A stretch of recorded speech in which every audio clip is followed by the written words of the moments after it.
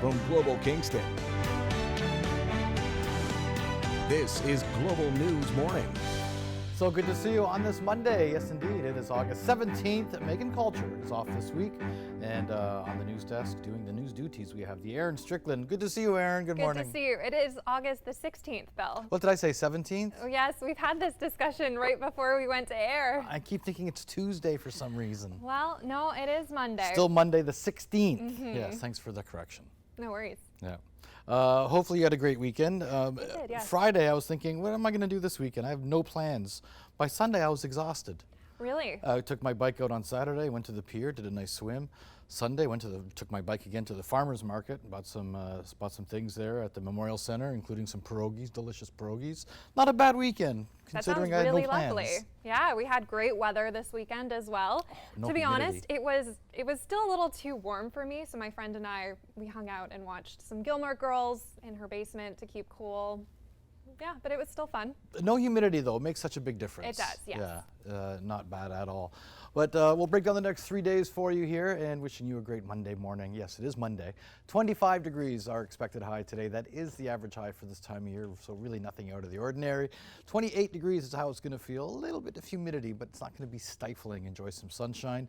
Now, tomorrow all the way into Friday, we're dealing with a chance of rain and a risk of thunder showers.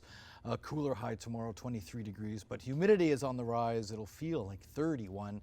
Again, that's for tomorrow. We're looking at around 10 millimeters of rain for Kingston, 5 to 10 for much of eastern Ontario. And Wednesday, a risk of thunder showers up to 26 degrees. I'll talk you through the next 5 days in a moment, but right now, here is Aaron Strickland. Thanks, Bill. It's official. Canadians will be heading to the polls in a handful of weeks. Prime Minister Justin Trudeau announced a federal election will go ahead on September 20th. How that's playing out in Kingston, Mike Postovat took to the streets just after the writ was dropped on Sunday. You could call it the calm before the storm, a picture-perfect day in the Limestone City. However, the announcement that Canadians are now facing a federal election was greeted with mixed feelings. I don't think it's necessary. It's going to be a total waste of money. I think we should go to the polls. Even though there is a pandemic, we need an election. I think it's premature. I think it's stupid right now with this COVID running rapid and everything and people going to vote. That's crazy. As for what locals say is the biggest issue heading into the election, most of those I spoke with say COVID remains at the top of the list. I think it's a major issue, yeah. I think there'll be a lot of discussion about how Prime Minister Trudeau has handled it over the last year and a half. Probably vaccines will be discussed widely as well. COVID's a big issue and the economy's a big issue. Got to build the economy back. I'd be focusing on that. The biggest issue I see is housing. We're pricing housing right out of the market of affordability for people, and we're building housing, calling it affordable housing, but it's unaffordable for anybody on supportive incomes. The election is set for September 20th. Mike Postovat, Global News, Kingston. A vaccine clinic for Kingston residents was put on by KFLNA Public Health on Saturday. In association with the Boys and Girls Club, it's being called a Vaccina-Palooza, offering food and games for all those in attendance. Kayla Karim has more. Great opportunity as we're kind of working our way into fall, and potentially a fourth wave to be fully immunized before that gets here. The push to get more people vaccinated continues. This clinic is open to anybody 12 years or older looking for their first or second dose. It has also offered up a free barbecue, some music, and some fun stuff for those waiting. Because my sister and my mom are getting the vaccine and I'm going to play some games. Officials say getting the unvaccinated to get their shots remains a high priority. It's important to have a vaccine pop-up clinic down in this location because it hasn't been very accessible for this area of the community. It's also helpful that we have the play structure and the staff and the area for the children to play while their children get the vaccine. It makes it easier on parents, single parents, families. Staff were busy the moment it opened with a number of eager people looking to get inoculated. Well, so our vaccine ended up getting canceled, like our appointment for it.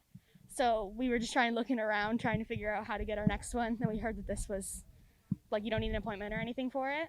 So we're going to do this as soon as possible sort of thing. For some, they came out simply because they wanted to support the community. Oh, I think it's great. I hope lots of people make it out. I know they just opened, but I think it's a great thing to, especially it's been a little bit difficult to find our second dose. So this is really great. Yeah. Officials with KFLA Public Health says if you didn't make it out today, not to worry because there will be other pop-up clinics on their mobile bus. I would just urge people to try and come to one of these more accessible clinics. Like I mentioned, there is generally no line at all. We try and make it a very easy in and out process. And if anyone has any further questions about the vaccine or anything like that, they're always more than welcome to come speak to one of the nurses working there. Kayla Karim, Global News, Kingston. Here are the latest COVID-19 numbers now from across the region. Kingston Area Public Health last reported 2 new cases on Friday, a boy aged 10 to 17 and a woman in her 50s. Both are travel related. There are 11 active cases in the region. Leeds Grenville Lanark Public Health is reporting 5 active cases. There are 7 new cases in Hastings Prince Edward since they last updated on Friday. There are 28 cases in that region. The province is once again over the 500 mark. Ontario is reporting 511 new infections. Of those, 350 patients were unvaccinated, 67 were partially vaccinated, and 94 were fully vaccinated. There are no new deaths linked to the virus. The president and CEO of St. Lawrence College is going to be around for a few more years. The College Board of Governors has extended Glenn Volbrecht's contract for another 5 years until 2027. He was first appointed to the school's top job in January 2013. He's currently in the 4th year of his 2nd term.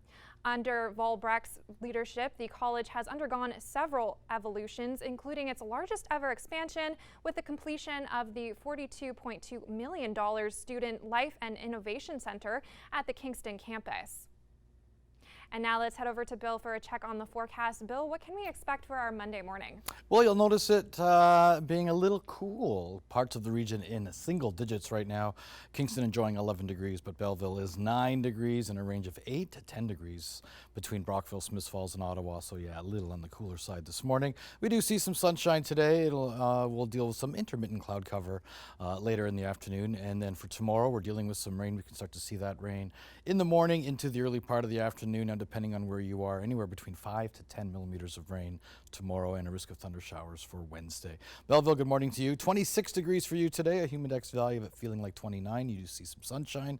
Tomorrow, 25 degrees, a humidex value of it feeling like 33.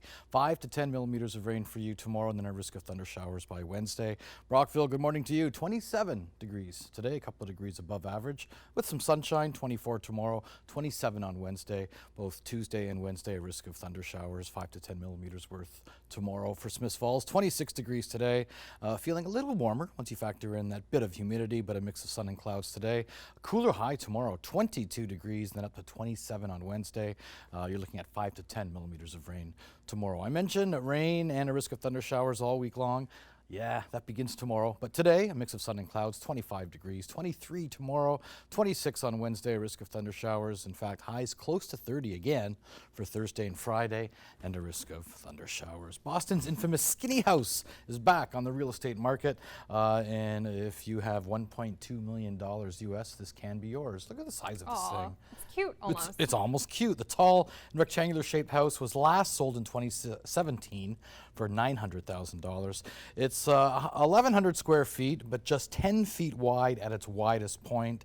The 4-story dwelling is located in Boston's famed North End section, is decked out with a private balcony, and the home was updated with modern appliances, if you're interested, and hardwood floors and exposed brick walls. Very nice. Yeah, so some nice touches there. Only one bathroom though. Okay. So that's the issue with the house. I mean, it is a small house, nice and cozy. It's a skinny house. Skinny house, yes. Yep. But good Monday morning to you. A very busy show. We'll get to that right now. At 7:20, you can look forward to Dwayne Henna from KCCU, the importance of getting kids to start saving early. At 7:50, we've got The Dirt with Monica, all of your Hollywood news. And at 8:20, we've got Big Lake Festival. We'll tell you all about that. Stay with us. We'll be back after the break.